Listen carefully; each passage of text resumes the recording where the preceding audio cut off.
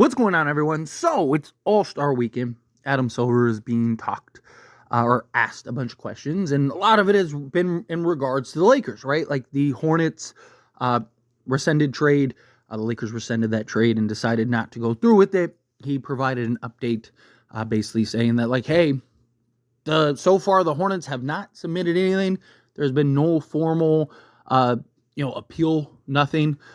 Did a whole video of that on As It Stands Lakers. If you want more details on that, go check it out over on As It Stands Lakers. But he was also asked about the Luka trade.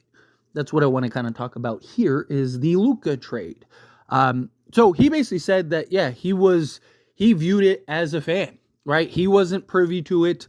The league wasn't privy to it, which is fine. Like, the only time that the league is privy to it, and he even relayed this, is when it's public, right? Like when it's not like behind closed doors like this one was, when a guy is actively being shopped to basically everybody, then the NBA knows. So it's not uncommon for the NBA to not be aware of a trade, right? Because they're not all they do is just approve it at the end. They have no involvement. It's not like they can be like, oh, well, instead of doing this, you should do this. Like, no, it's up to the organizations. And he basically relayed that. He basically talked about how, like, hey, the Dallas Mavericks are in their right. Like, that's what they want to do. He said, I feel for the fans. He's like, history will tell us one way or another if this was a good trade or not. But like, again, a lot of people have been screaming like, veto the trade or do this or do that. Like, that's not what the NBA does, right? Like, people forget the only reason David Stern vetoed the Chris Paul trade was because the NBA owned the organization. They didn't come in. It's not like the Hornets at the time and the Lakers, they worked out the deal. Like, no, technically the GM had to clear it with the NBA because the NBA was operating as the owner at the time, where Dallas has an owner. They don't need clearance from the NBA other than to just make sure that the trade is legal, right? Like that the money matches up and there's no, whatever restrictions they have due to the aprons or whatever, that those aren't kind of in the way. So Luka being a Laker was never going to be something that was vetoed or changed, right? Because it's, again, the NBA, like even the Hornets trade and stuff like that. A lot of people are like, the NBA should force this or force that. And like I said, from the beginning, chances are, even if the Hornets do decide to finally appeal it, the NBA isn't going to do anything. Like they can't. It's the Lakers are within their right. And people need to understand that, like, all of these teams are their own entity.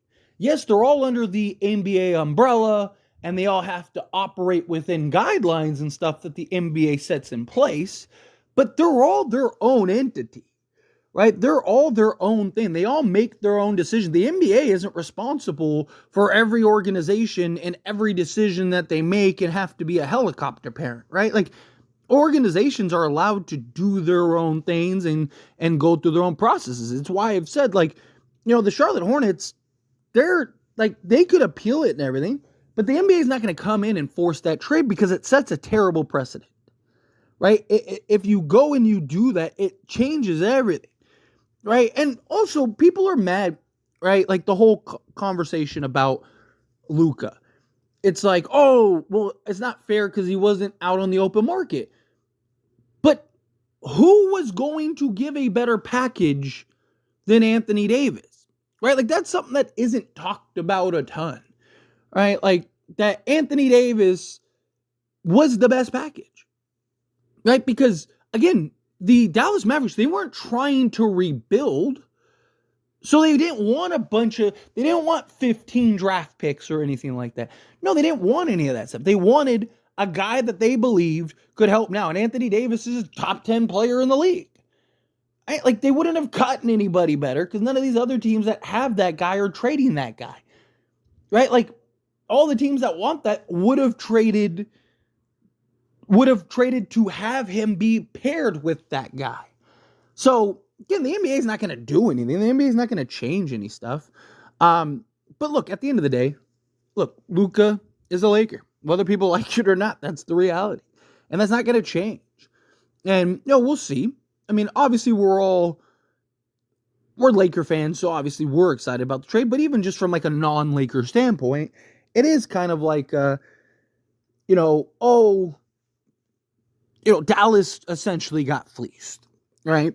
But who knows, right? Like, look, obviously you don't trade a guy like Luka, but like if Dallas wins a championship, which I don't think they're going to, but I also don't think it would be crazy if they did. If everyone gets healthy, I don't know about this year, right? Because their entire team fell apart.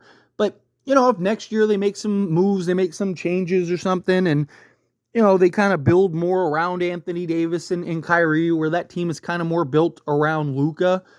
They kind of make some adjustments. I wouldn't be shocked if they're a very good basketball team. You get the right matchups, all of a sudden you stumble into the conference finals, you're in the NBA finals. You never know.